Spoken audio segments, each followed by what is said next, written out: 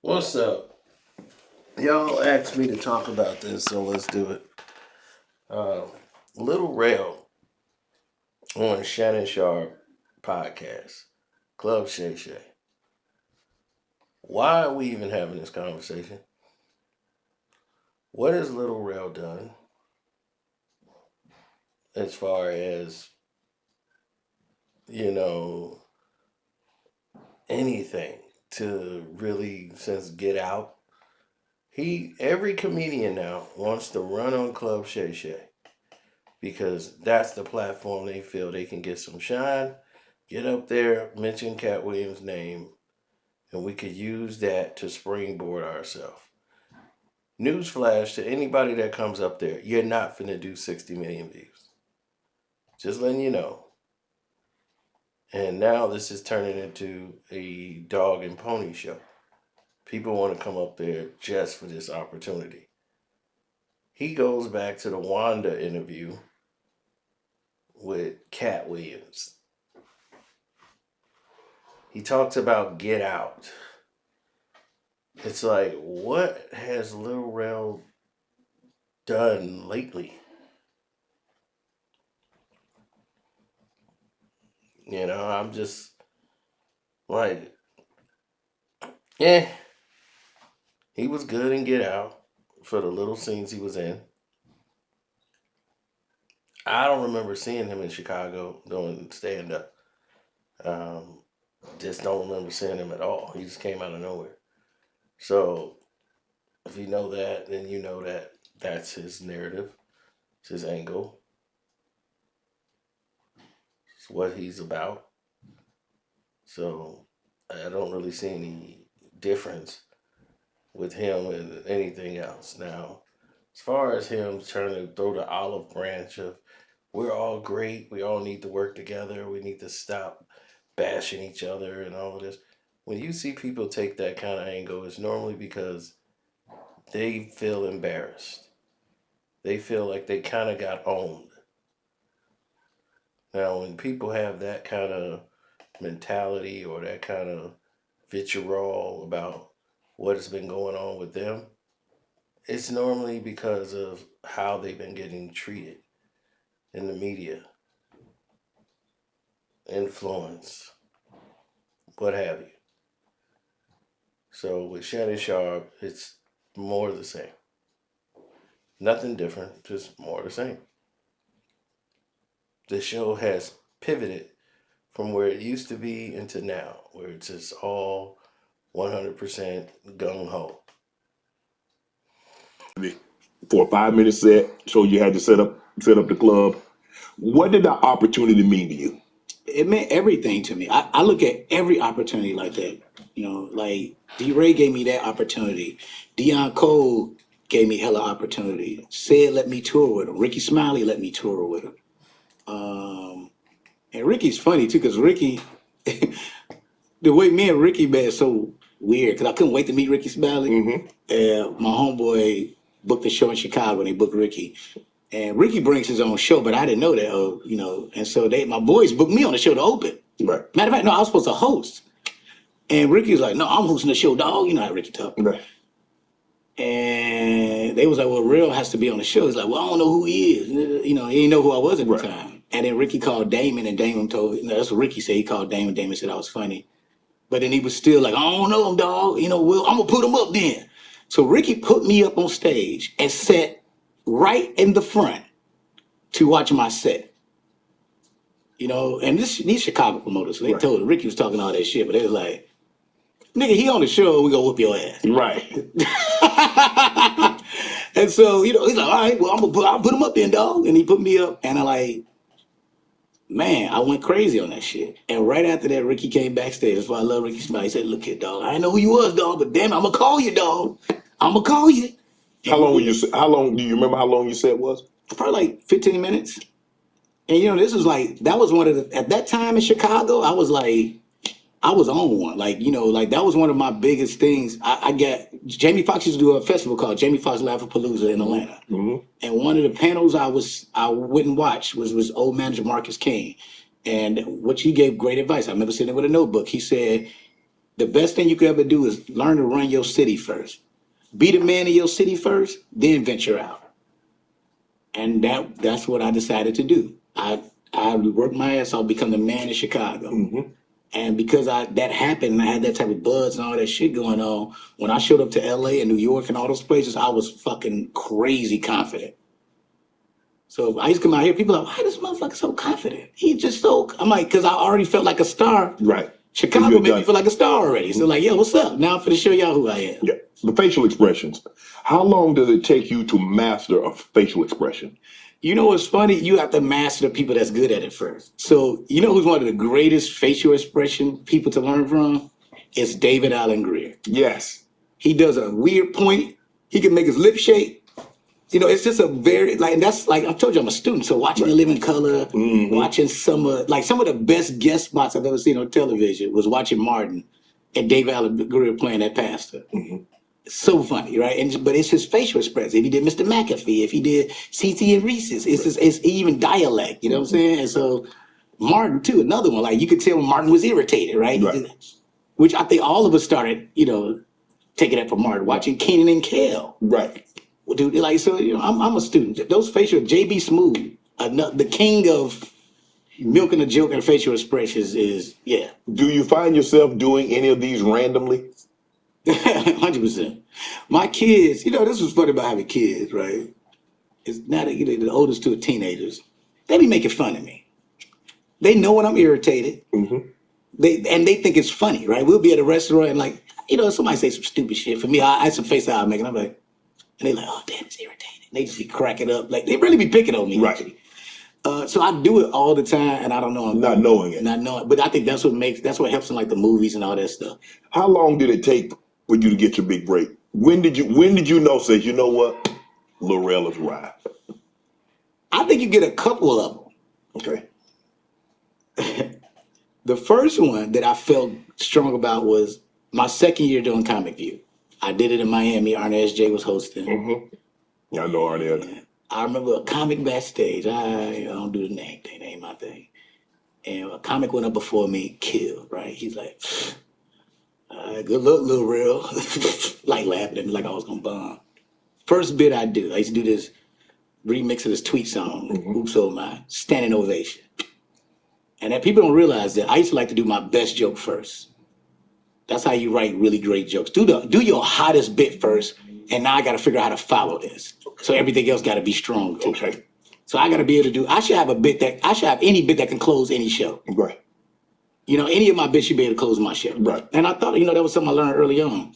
Stand ovation, got a stand ovation left. I had my little Rel jersey on because you know what people to remember you. So everybody used to put their name on their stuff. Right. I got that from D-Ray actually. Right. And you know, and so that happened.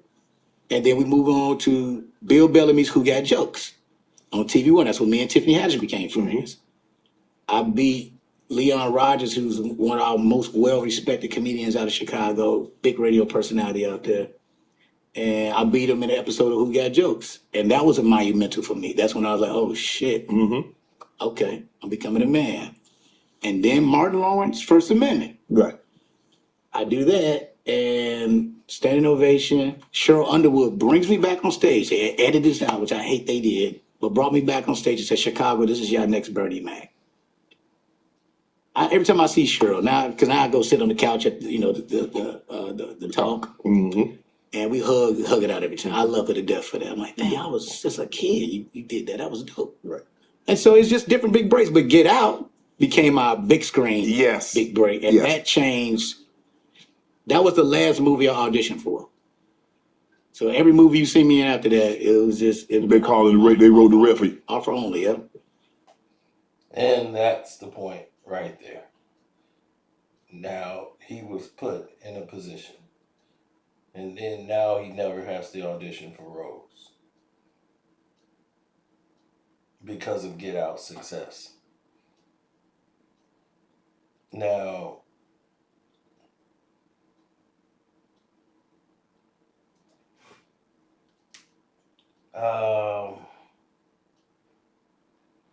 what could I say about these people that don't really understand Hmm. Martin Lawrence First Amendment is the first time I seen him. Now that the Bill Bellamy thing I haven't seen.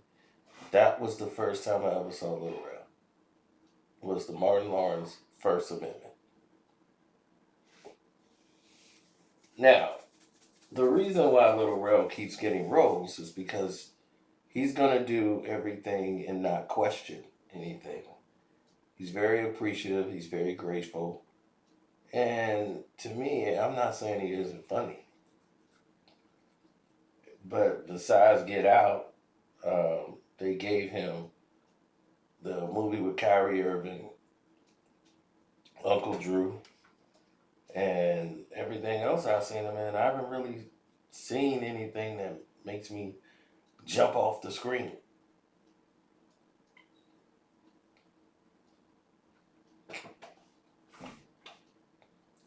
But he just explained how he was appreciative of his break and comedians along the way, mostly from the city. And he gave comedians keys.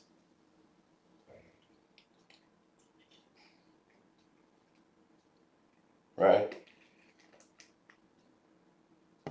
Then he kind of came at Corey a little bit and said, and threw the blame on Corey Holcomb.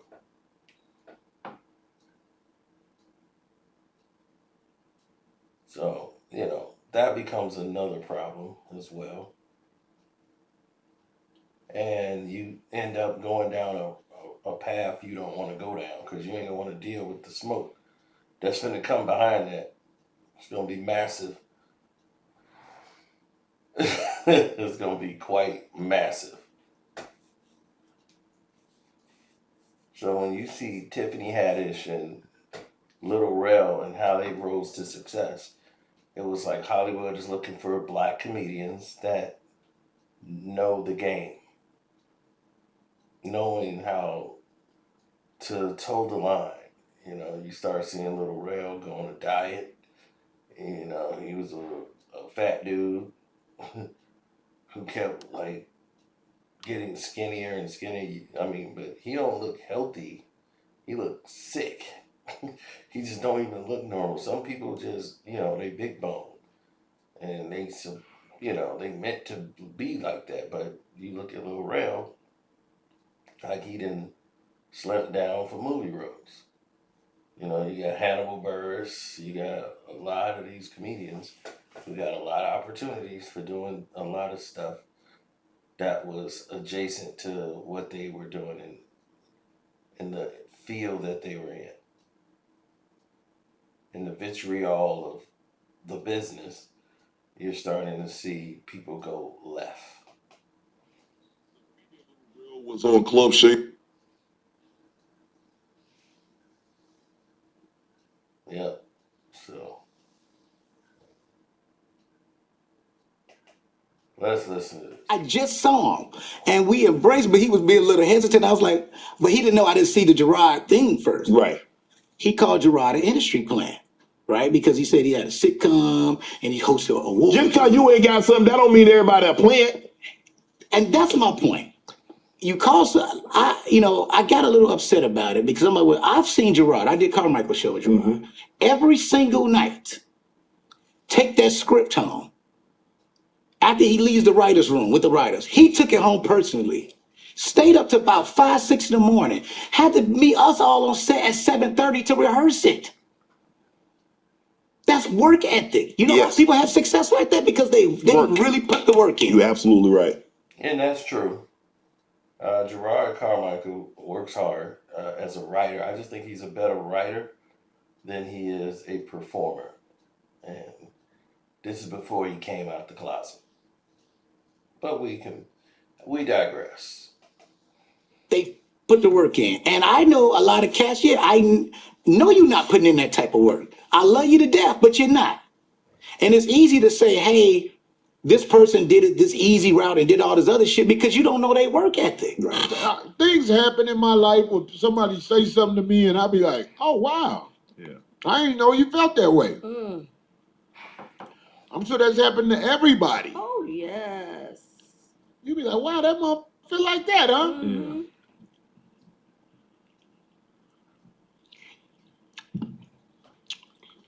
Little bitch ass boy. Take that fake love and put it up your ass, boy. I don't need fake love. It's a nigga from Chicago who has found ways to be in movies. Lil Rel Lowry. This is hands down the most assaulted comic in the history of comedy. I done seen and heard about this boy taking more ass whoopings than any nigga in comedy because he loose lip, especially when he got that liquor in him. Every comic from Chicago, who he really don't, on his page, he really posts pictures with famous people a lot. You know what I'm saying? But I'm saying, any comic from Chicago got a story about Rail getting his ass whooped somewhere.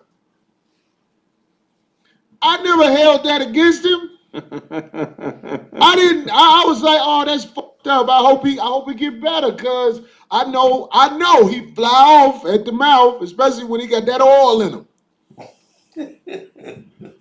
I'm shocked. I mean, I want to let you know, the teeth you had on the Shay interview, that was a good job. Who was your dentist? I want to go see that mother. Cause you got them teeth knocked out in front of the dime, didn't you? Talking shit to that nigga. Yeah. Walked up to the nigga. You know how niggas be talking shit? Yeah. But he walked up to the nigga and grabbed the nigga's shirt, did him like that. And the nigga was like, hey man, you can say something, but don't touch me, man. Why he touch that nigga again? Uh-oh. Oh man. Do, do, do, do, do, do, do.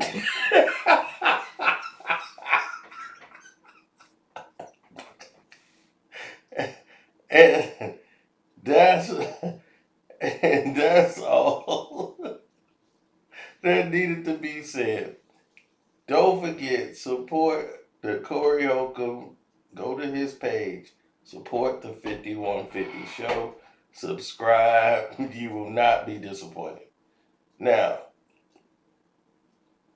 on top of all of that, vitriol, we're put in a position now to where everybody has to figure themselves out or figure out what's going on, right?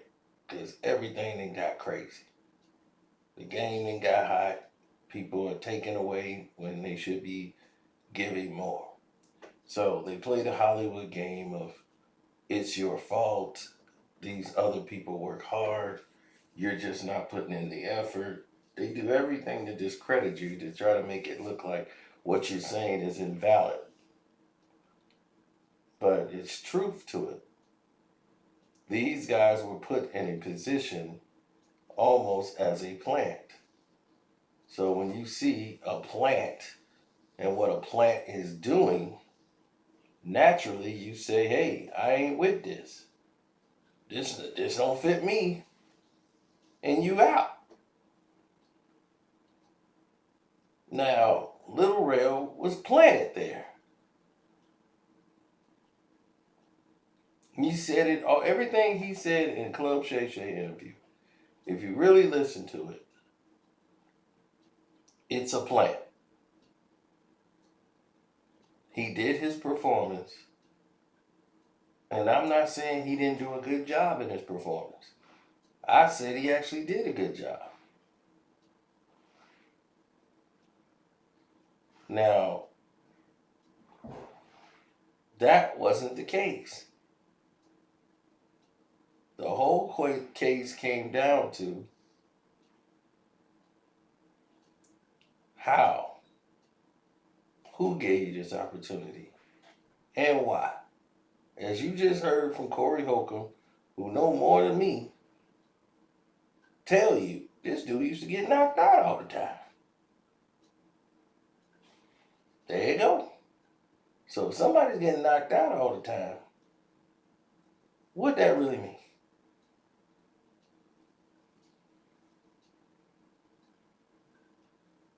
What does that really mean if you get knocked out all the time?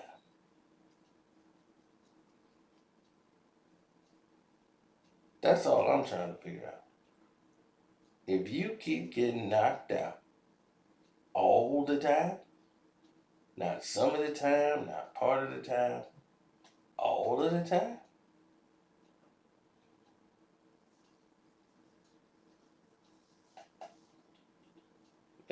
There's something weird going on there.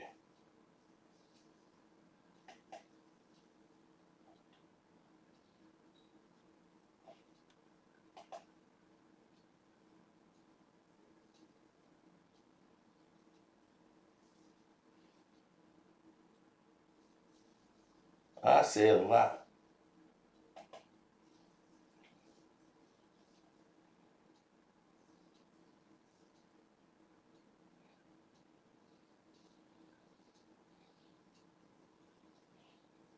But I digress. So definitely support Club Shay Shay, Kwame Brown Bus Life, Carcino for Life. Who else is out there? Welcome to HDI TV, Armando Black TV, Jag Sports with Jose Rodriguez, and we're out the door. And it ain't for deuces.